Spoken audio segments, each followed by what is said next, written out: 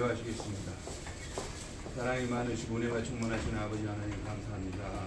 오늘 아버지 하나님 로고스에서 아버지 하나님 메타버스 경제와 크리스찬의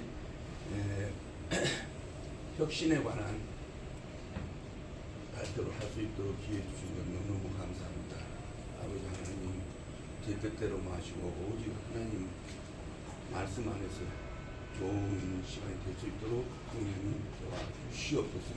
이 모든 말씀 우리 주 예수님 이름으로 기도드리옵나이다.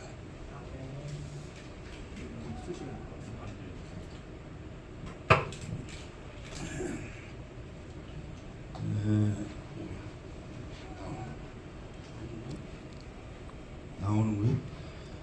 네, 안녕하세요. 제가 메타버스 이 얘기가 나올 때부터 지금까지 모든 자료를 수렴을 해가지고 제가 또 메타버스와 관련되어 있는 연구소를 만들었어요. 한국 메타버스 경영 경제 기술 연구소를 만들었어요. 그래서 메타버스에 관한 것들을 좀 우리 전국에 있는 교수들이 참여할 수 있도록 하기 위해서 만들었는데, 또 메타버스 학회에도 참여를 했는데, 그 메타버스에 관련되어 있는 것들을 교수님들이나 정부에 있는 사람들이나 모두의 이런 관련된 사람들한테 교육을 하기 위해서 한 120페이지 정도 만들어 놨어요. 그랬으니까 여러분들 활용하도록 하고, 주어진 시간이 뭐 30분 내로 하라고 그러니까 거기에 관련되어 있는 것을 주마 방식으로 빨리 넘어가도록 하겠습니다. 넘겨야 합니다. 그래서 엔데미닉 에라 메타버스 경제와 크리스찬 리폼에 대해서 말씀을 드리는데, 순서는 글로벌 메타버스 에코노믹 추세가 어떤 것인가, 두 번째 한국의 디지털 기술 수준이 어떤 것인가, 세 번째 미래에 우리가 기독교 개혁은 어떻게 해야 할 것인가 하는 것을 주제로 말씀드리겠습니다. 양이 많기 때문에 자세한 것들은 여러분들이 자료를 활용하도록 할 수 있도록 하고, 주요한 포인트만 가지고 여하튼 20분 이내로 발표하도록 하겠습니다. 메타버스라는 얘기를 할 때 여기 앞에서 얘기를 하는 것, 과거에 우리가 경제사의 발전 과정을 봐보면은 구석기 신석기 시대에 수렵 채취하던 시대에서 우리가 그 시대를 지나서 농경경제 시대로 넘어오거든요. 농경경제 시대로 넘어오는 것들을 그때는 뭐냐 그러면 수렵 채취하던 시대에서 동식물을 기르고 우리가 벼나 이런 곡식을 길러가 가지고 우리가 하던 그런 시대를 우리가 농경사회라고 그러고 농업경제 시대, 농업산업시대라고 그래요. 그 시대를 지나서 1700년대에 전기기관차가 발명이 되어 가지고 그거 이제 우리가 기계화가 되고 전산화가 되고 자동화가 되고 그래가지고 그런 시대를 우리가 산업경쟁 시대, 대량 생산의 시대라고 그러죠.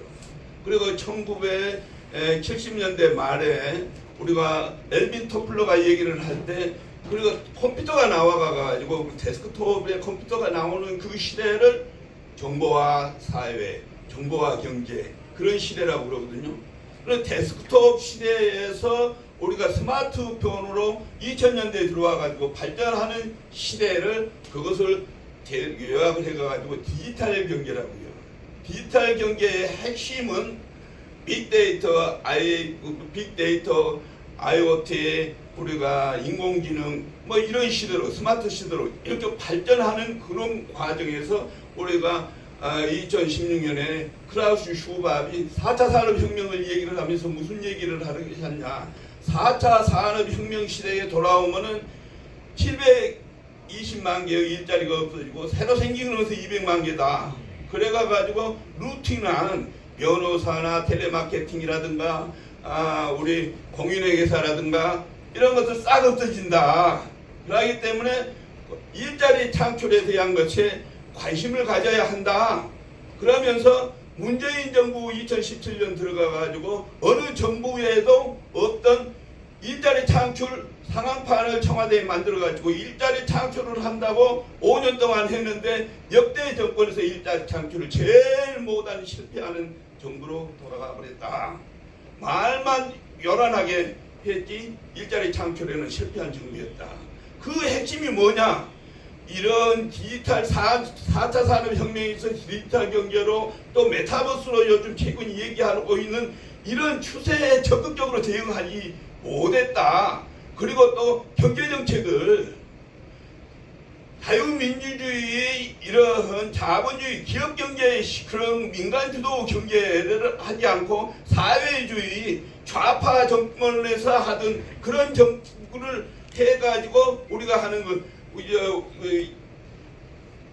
소득주도 성장이니 뭐 이런 얘기 주 52시간 전혀 우리나라의 실정에 맞지 않는 이런 정책을 해가지고 4년 동안 우리가 제일 실패하는 정부로 끝났다. 그런데 그 중에서 4차 산업혁명에 주되어 있는 것이 디지털 경제고 디지털의 핵심이 되는 것이 스마트인데 스마트 중에서 제일 핵심이 되는 것이 메타버스다. 그럼 메타버스라는 건 뭐냐? 과거에서 최근에 메타버스가 나오기 이전까지는 무슨 얘기를 했느냐? 과거에 발생하는 데이터나 정보를 가지고 미래를 예측을 해왔는데 메타버스 경제 시대에는 보이지 않는 가상의 시대를 추가를 해가지고 그 보이지 않는 가상의 세계에서 나오는 여러 가지 데이터들을 가지고 미래를 결정하는 것이 더 정확하다.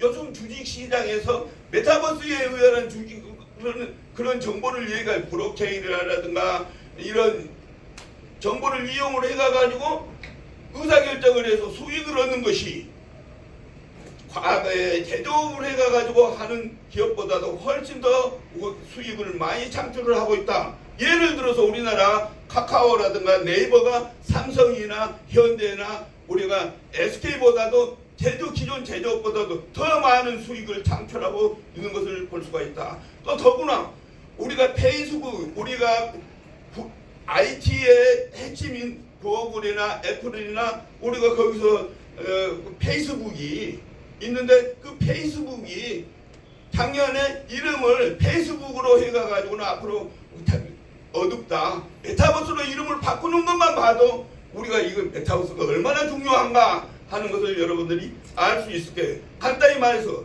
메타버스는 보이는 과거에 보고 듣고 발생했던 그런 데이터를 중심으로 해가지고 미래 의사결정을 했는데 메타버스는 보이지 않는 가상의 세계에서 나오는 그런 여러 가지 IT와 관련된 정보를 가지고 의사결정을 하는 것이 더 정확하고 수익력을 더 창출을 하더라. 이것이 메타버스의 핵심이에요.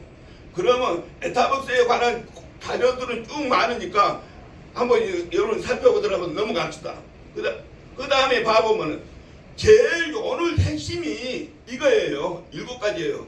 뭐를 얘기하냐? 메타버스에 관한 책들이 많은데 오늘 핵심이 크리스찬의 7대 역풍 죄악이라고 그래가지고 마하트마 간디가 하는 얘기예요. 그걸 요약을 해서 했는데 마하트마 간디가 이 얘기를 하는 얘기가 첫째, 원칙 없는 정치, 어둠 없는 부, 투명성하지 않는 그런 기업 경영 이런 원칙을 했는데 그것을 요약을 해가지고 우리 기독교가 지금 엉망진창이에요. 이 나라의 기독교는 정치보다도 더 엉망진창이에요. 교계가 싸워가지고 하나가 안 되고 있는 것이. 그래서 기독교는 이렇게 변해야 한다.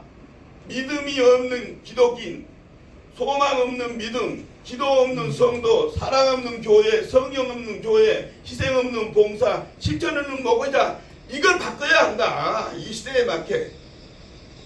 우리 지금 교회가 교파마다 다 갈라져 가지고 나는 목사가 되고 나서 교회를 깊이 들어갔다 봤더니 이건 정치보다 더해요.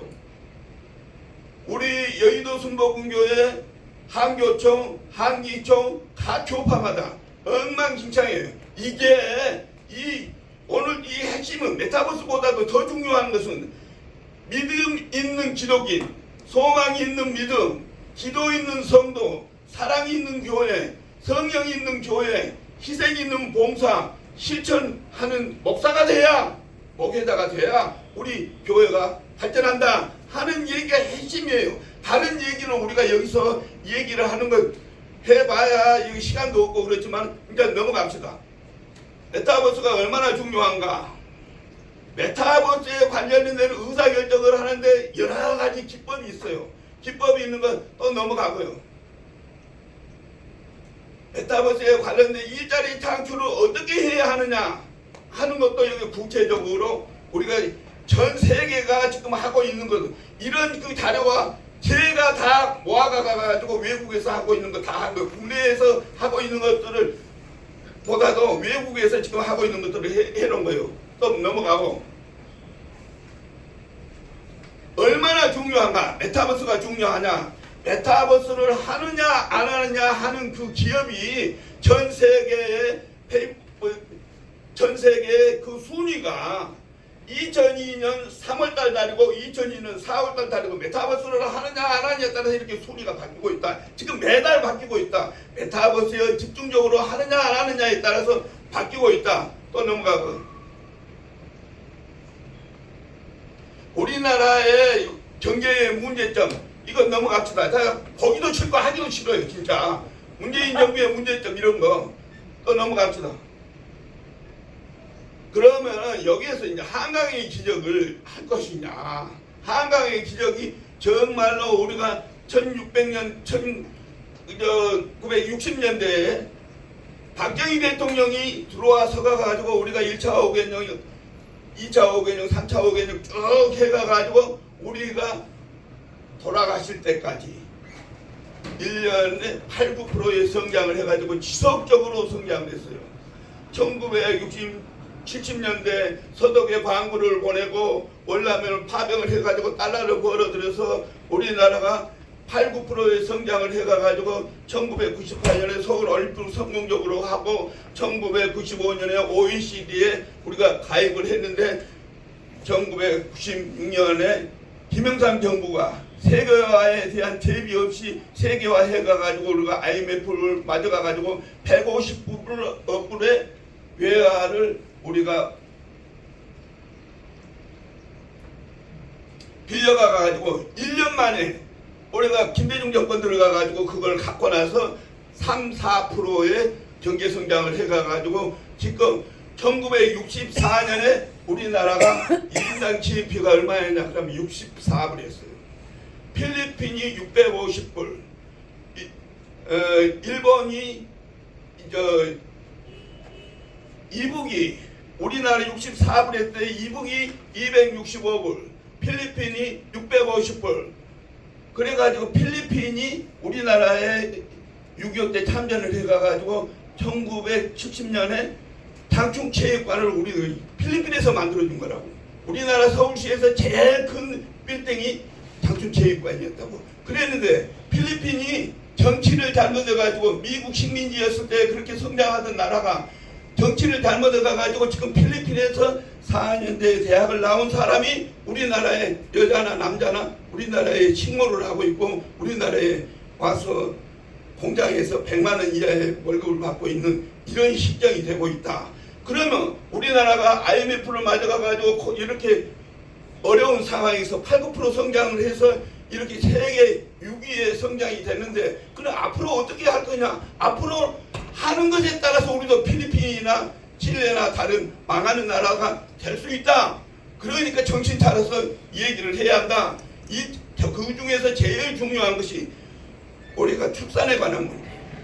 출산에 관한 문제 1970년에 110만 명을 낳았어요. 그랬는데 그것이 점점 줄어가가지고 지금 학계 출산율이 작년에 0.75예요. OECD 국가에서 제일 아이를 낳지 않는 나라가 되어가지고 우리나라 엄청 그 문제가 해결되지 않으면 노동의 문제, 모든 경제 문제가 학교 문제 해결이 안 된다. 이 문제를 해결해야 하는데 이 문제에 대한 정책이 대안이 없다. 지금 이 문제가 안 되면은 교육 정책, 노동 정책, 우리 모든 정책이 엉망진창이다. 그걸 개선하는 정책으로 전환을 해야 한다 하는 것이 중요한데, 여기서 정말 학생들한테 그 나라가 유지를 하려고 하면은 2.1명이 돼야 하는데, 우리나라는 0.75가 돼가지고 이거 문제를 해결하지 않으면 안 된다.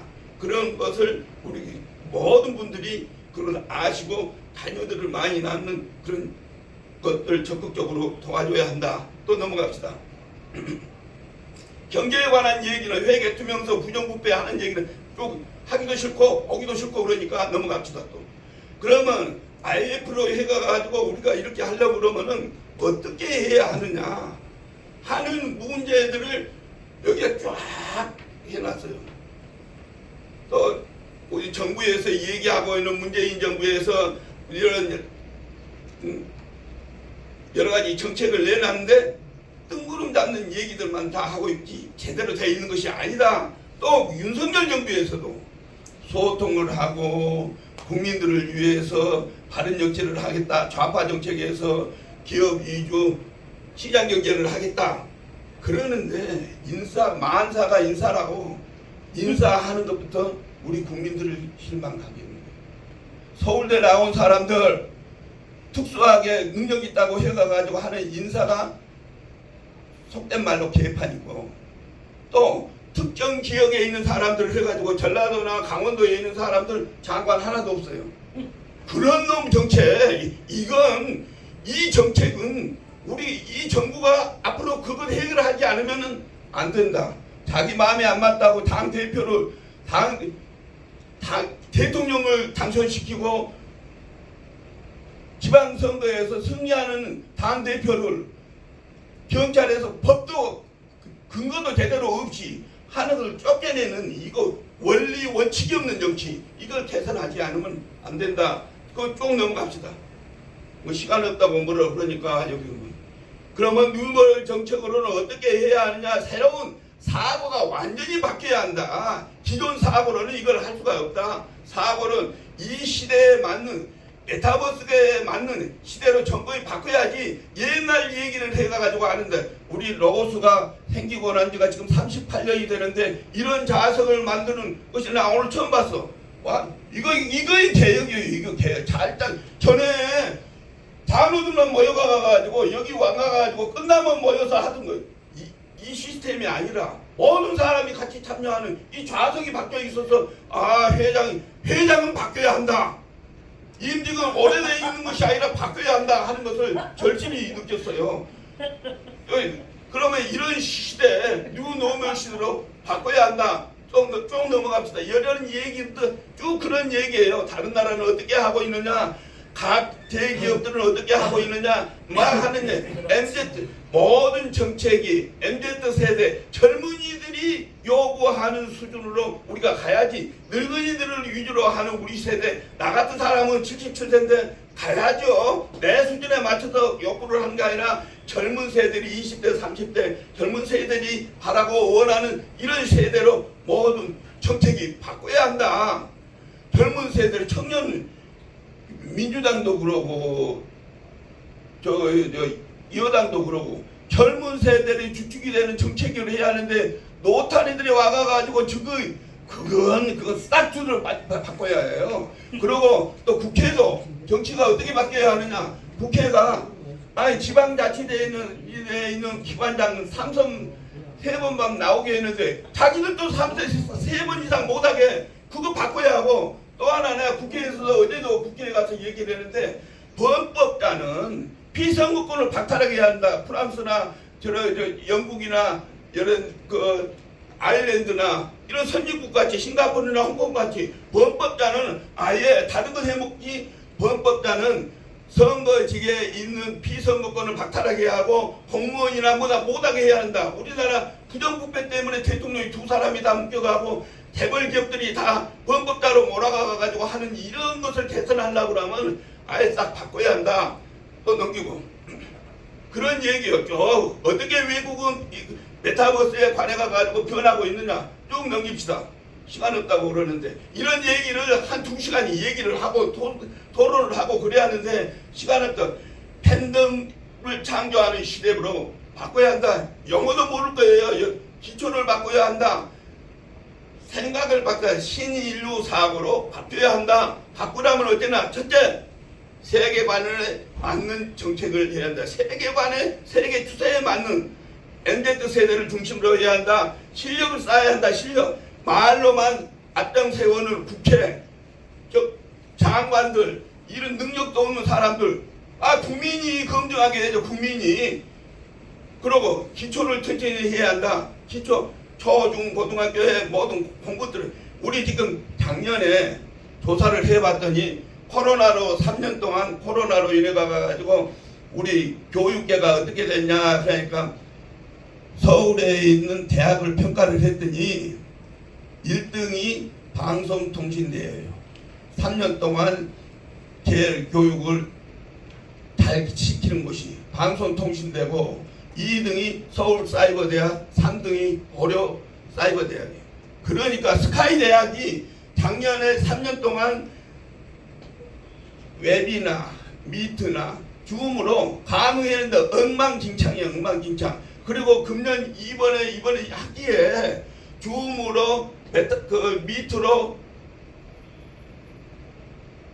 웹이나로 강의 제대로 못한 사람 그 강좌가 폐쇄됐대요.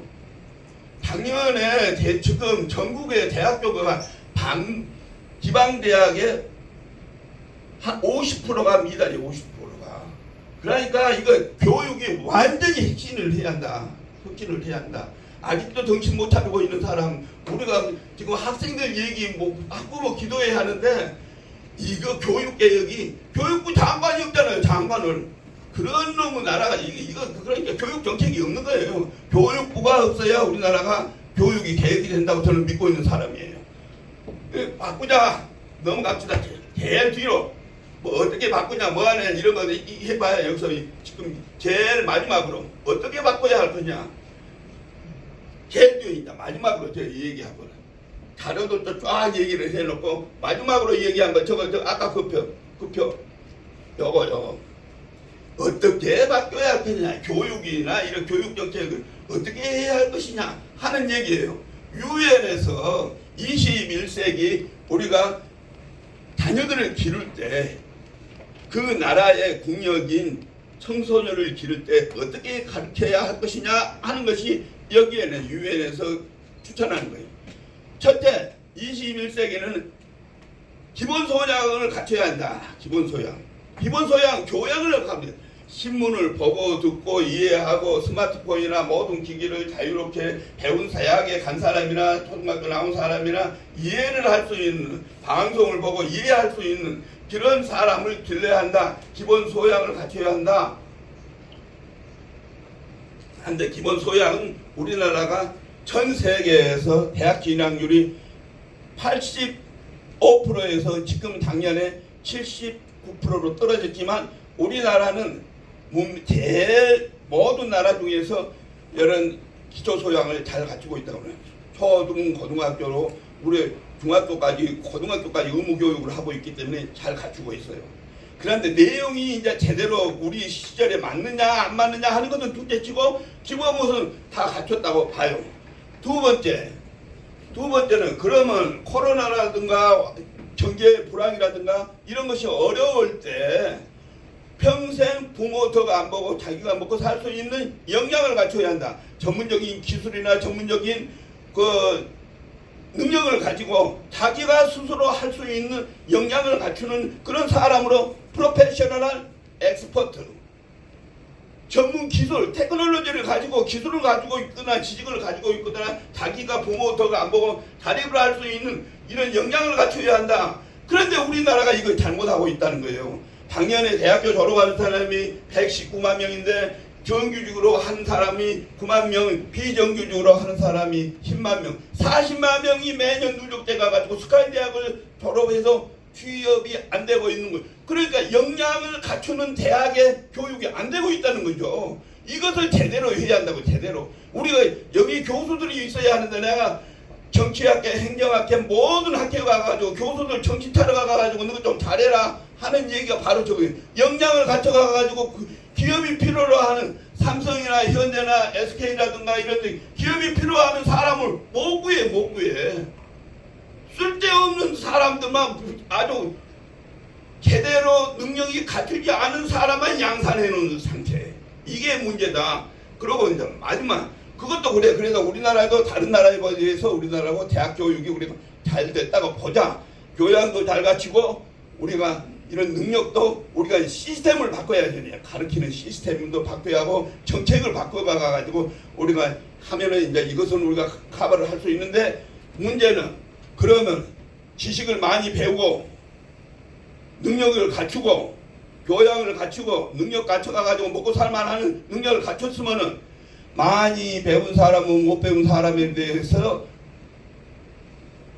정말 모범을 보이고 돈이 많은 사람은 없는 사람을 위해서 희생하고 기부하고 하는 노블리스 오브리제를 실천하는 이런 사람을 양산을 해야 하는데 우리나라는 여야고 간에 46%가 국회에 있는 범법자들이에요.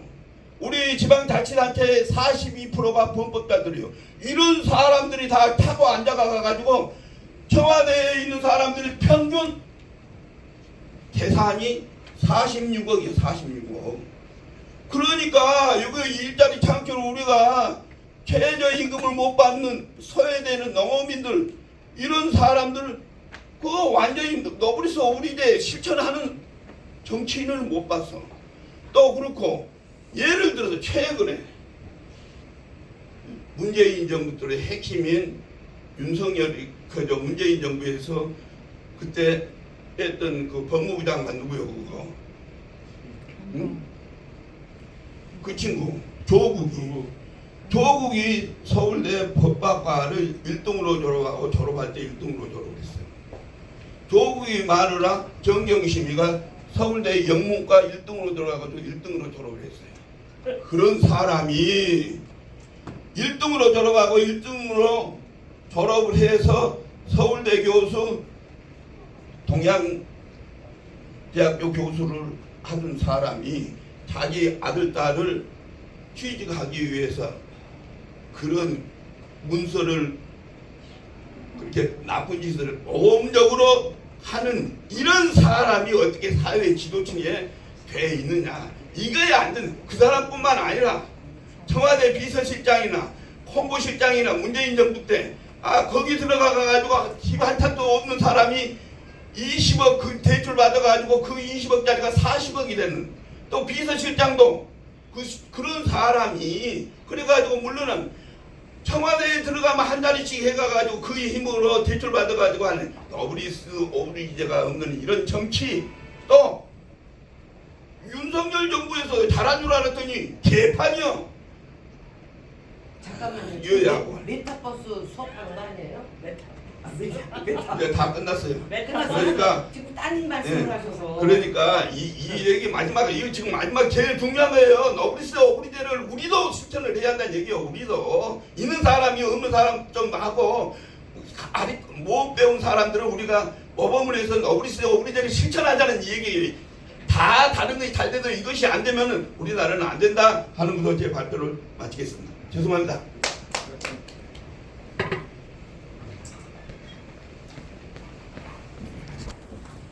질문이요.